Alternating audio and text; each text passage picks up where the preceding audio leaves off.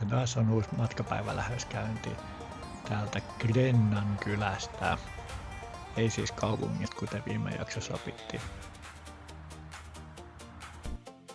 Ja kuten viime jaksossa opittiin sekin, että kaikki leirintäalueet ja matkaparkit oli täynnä, joten meitä pettyneitä matkailijoita oli täällä Puskaparkissa useampia.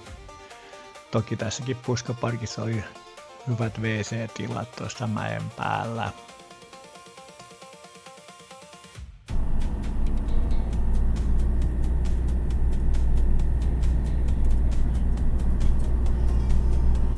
Ja vaikka nyt edes näkyvien puitten ja puskien takaa menee valtatie, niin eipä ne äänet ihan kauheasti kuulunut. Se näkyy myöskin ne WC-tilat tässä rakennuksessa.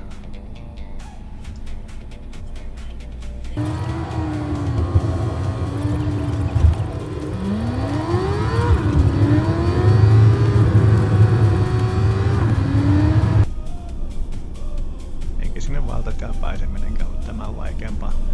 Toki kun sinne valtatiellä pääsin, niin siellä olikin mukavasti sitten tietyö, joka oli oikeastaan aika pitkä. Tai ei oikeastaan vaan oli pitkä.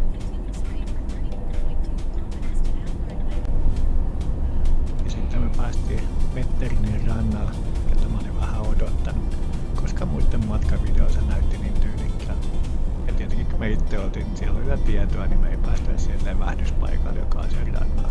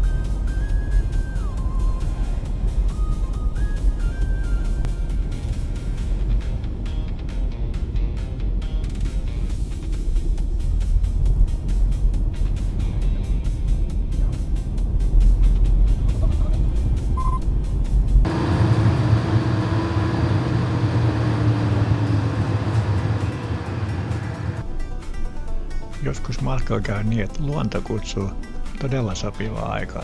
Tässä kohtaa meillä kävi niin.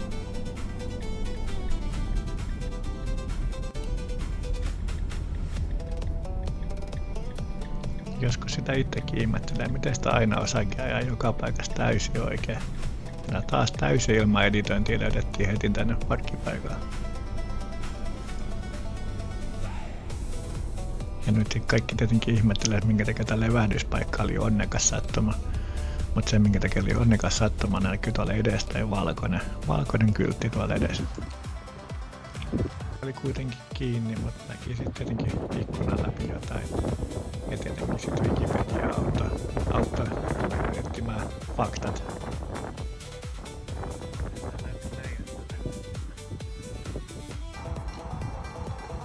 On kyllä taas niinku paikka mummaa kukaan on niinku golfi,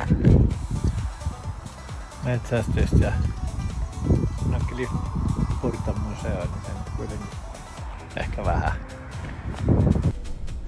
Ja kun matkaa jatkettiin, niin seuraava pysähdyspaikka olikin tienvarsimainosten perusteella.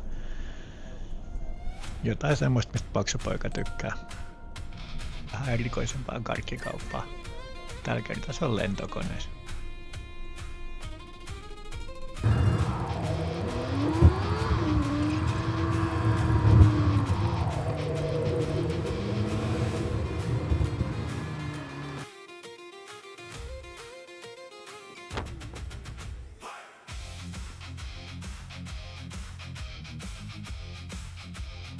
Kyllä me täällä oikeesti vähän maltoin kuvatakin.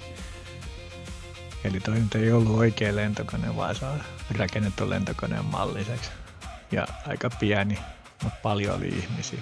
Eikä mitään ihmeellisiä karkkejakaan itse asiassa, mutta hyvä oli. Jotkut paikojen tai jokien nimet on tämmöisellä aikuislapsella aika hauskoja, kuten tämä. Ja sitten alkoikin jo pikkuhiljaa Ruotsi loppumaan meidän jalkojen alla ja Tanska hämöttää.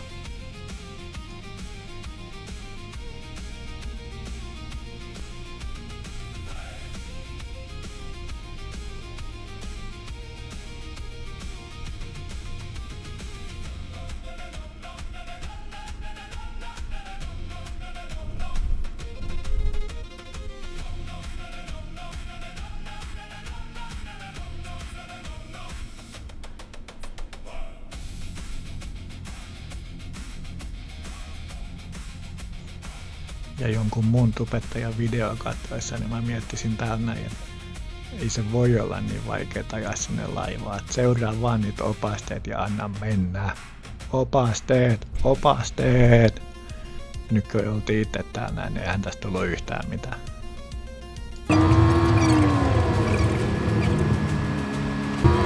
Ja paljon editoitunakin vielä tässä kohtaa. Arvontalaulu soi ja mietittiin, että mennäänkö me oikeaan paikkaan vai ei. Mutta loppupeleissä kaikki menisi kuitenkin aika hyvin.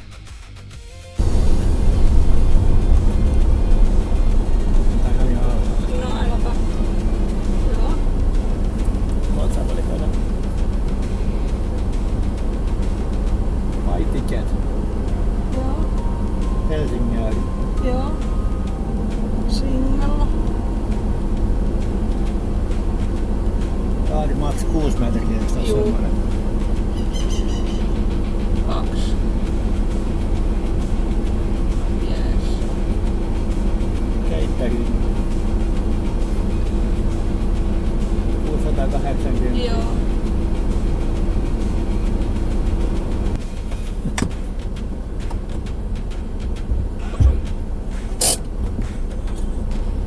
No odotan nyt sen saakeli.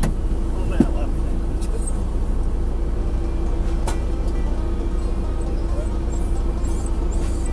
Tulostuksessa saakeli lattiaa.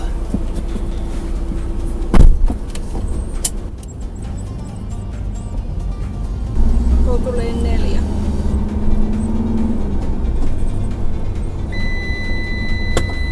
Odotan nyt.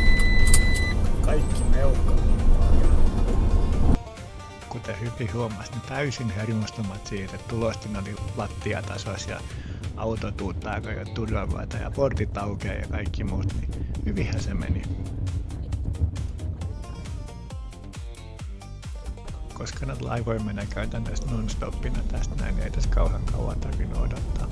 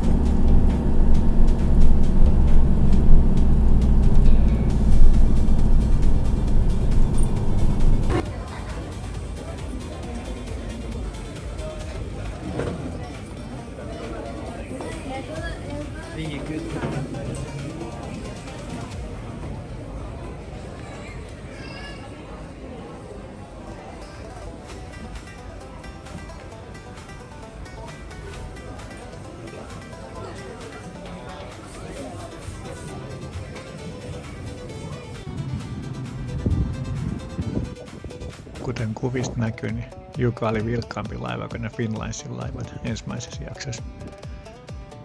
Näissä on siis ravintolat ja kuitenkin autossakin saa istua ja odottaa, kuten me tehtiin, koska meillä oli jakke mukaan. Kävin tietenkin katsomassa vähän, että kummonen tää oli täällä ylhäällä. Ihan hienoa se oli. Tämä satama-alue oli vähän jännittävä. Tässä ei kauheasti saa käydä hupsista.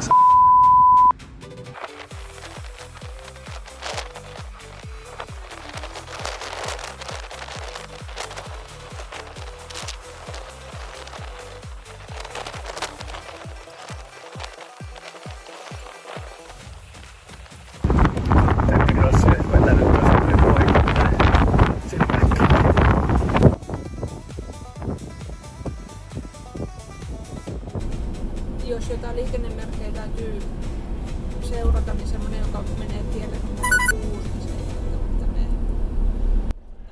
No niin, siinähän tuli aika helpot ohjeet, miten täällä Tanskassa ajetaan valtatiellä 6.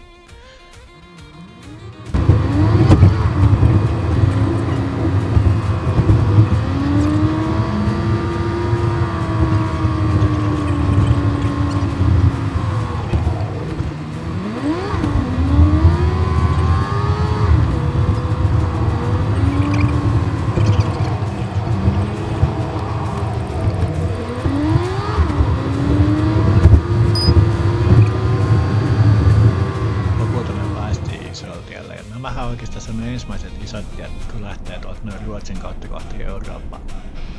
Mekin oltiin ensimmäistä kertaa tämmöisellä tiellä, missä oli kaistoja ihan jumalattomasti ja se oli vaikeeta ymmärtää se liikenne alkuun.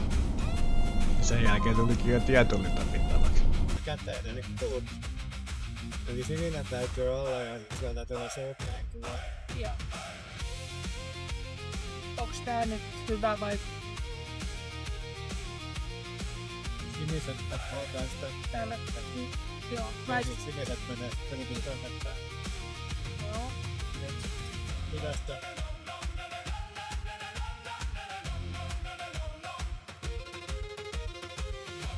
Missä on ihminen? Kyllä se missään ihmistä. Onks toi... Kuut. Kai mä menen tämmösen korttiin. Pääsit nää peitsit. No. Tää ovat varmaan tää. Sä et lähtenyt samalla tapaa kuin ne sähköautot tai näin sillä. Mä en oo ihan varma.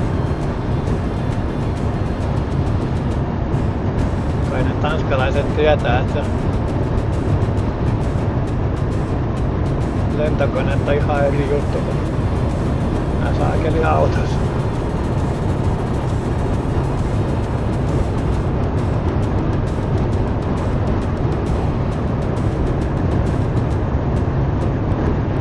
Ai tosta ne kaikki tajuu jo, että me oltiin saakeli isolla sillalla.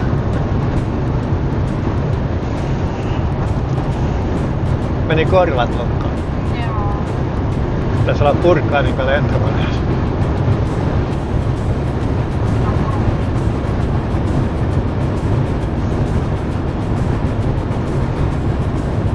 Ei saakeli.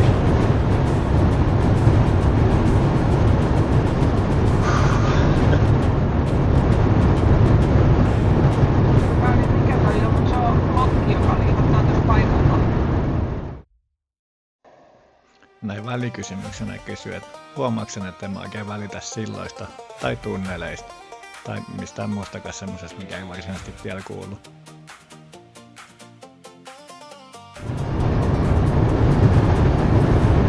Ton bussin mukaan tulee 20 metriä sekunnissa.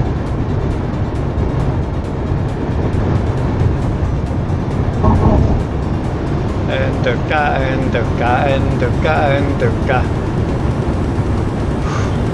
Vähän hikikin.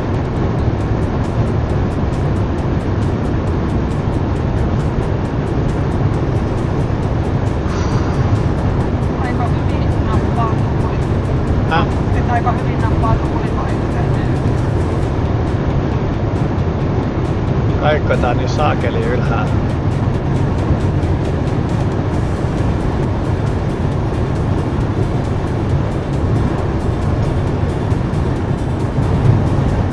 Pysyy nyt yhdellä kaistalla. Tosiaan toi tuuli tarttuu aika hyvin.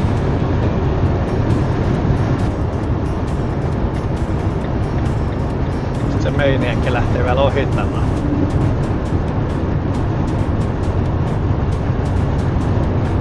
Mä vähän pidättelen oksennusta tässä vieressä.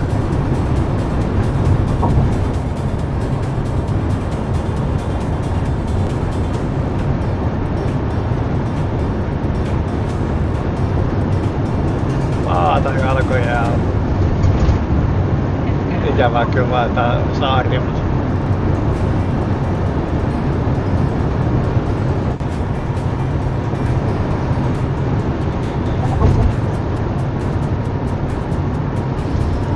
kuivaa maata ja selvisi oksentamaan toistaiseksi. Niin, nyt selviää, oliko ilo hiukan ennen aikaista vai pysyinkö oikeasti oksentamaan.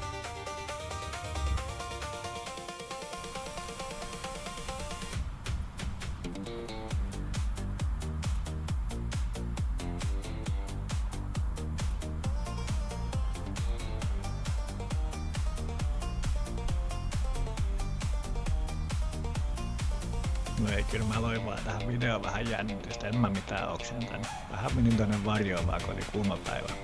Tai niin mä ainakin väitän, kun videolla muuta nää. Mut tiedättekö te nyt yötkö, painajaisia vaan tulee ja tulee, vaikka kuinka koittaa vaihtaa asentoja ja tehdä kaikkea. Tää päivä oli muu semmonen iso siltaa ja kaiken näköistä muuta semmoista, mitä ei niinku mun maailman liikenteeseen sovi. Sieltä tuli sit seuraava silta taas.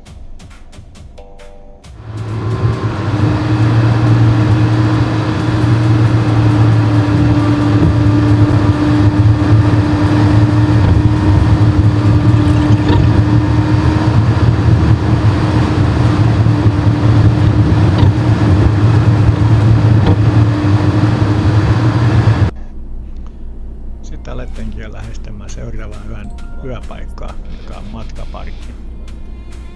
Tääkin löydettiin Googlesta, tai me tiedettiin, että se on siellä ja googlattiin ja vähän pelättiin, kun Googlen mukaan siellä on vain 4 paikkaa, että mahdetaanko näin myöhään enää saada sättää paikkaa. Mutta taas Mr. Google oli hiukan vanhasta tiedosta ja niistä vaan väärää tietoa.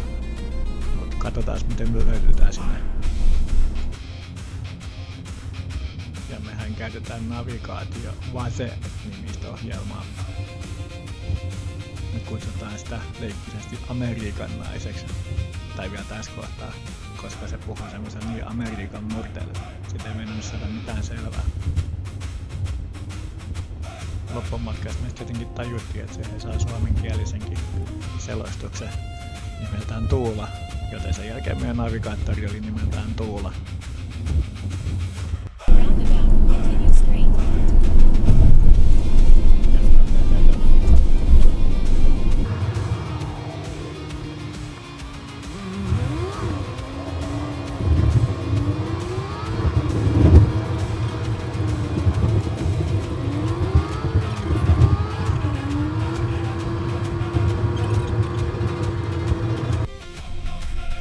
Ehkä lähestymissuunta ei nyt ole ihan edullinen tällä paikalla, mutta paikka oli ihan kiva.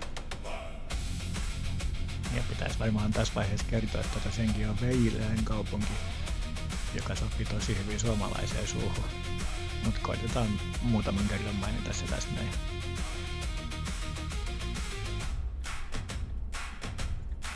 Ja kuten tästä näkyy, niin paikkoja on reilusti, eikä niitä 4, kuten Google sanoo. Ja onneksi niitä paikkoja oli vielä meillekin. Tääkin on semmonen paikka, että maksu hoidetaan automaattia ja sieltä saadaan koodi. Ja sitten päästään tonne Vierasvene-satamaan suihkuun ja vessaan ja mitä kaikkea muuta siellä oli. Ja kannattaa muistaa se koodi. Mä unohdin sen muutaman kerran ja sain kävellä 800 metriä takaisin autolla.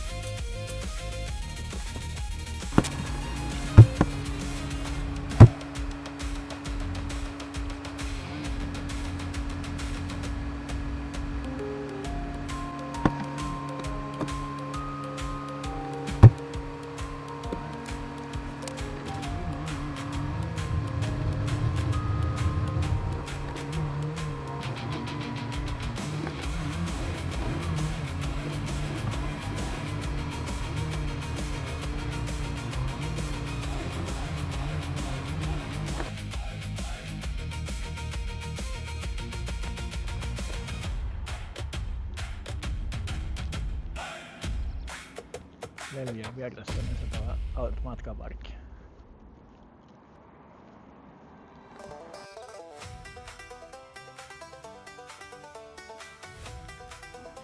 Tuossa näkyy keltaisena läiskenä tämän matkaparkki ja tuolla mihin kaikki nuolet osoittaa, niin siellä on se huoltorakennus. Ranska ympäri jo lähtö.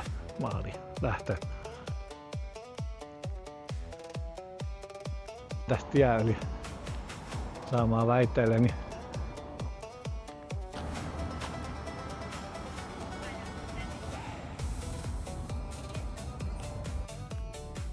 perustuen vanhaan uskomukseen, jonka mä keksin äsken, että keskusta on aina kirkon ympärillä.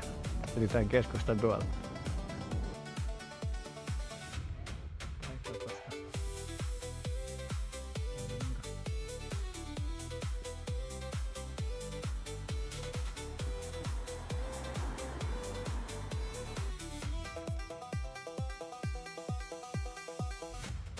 Kävi ilmi, että vanhat uskomukset, jotka keksii lennoista, niin ei ole paikkansa pitäviä. Ei ole keskusta täällä.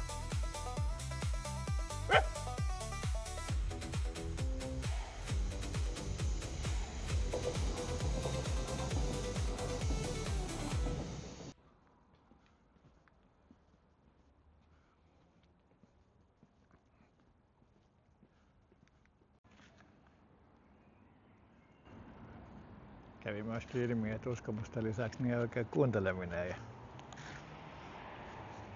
tunnu onnistuvan, koska oli kuulemma kauhea nälkä, jonka takia mä lähdettiin kävelemään. Mä luulin, että mä lähdettiin vaan katselemaan paikkoja.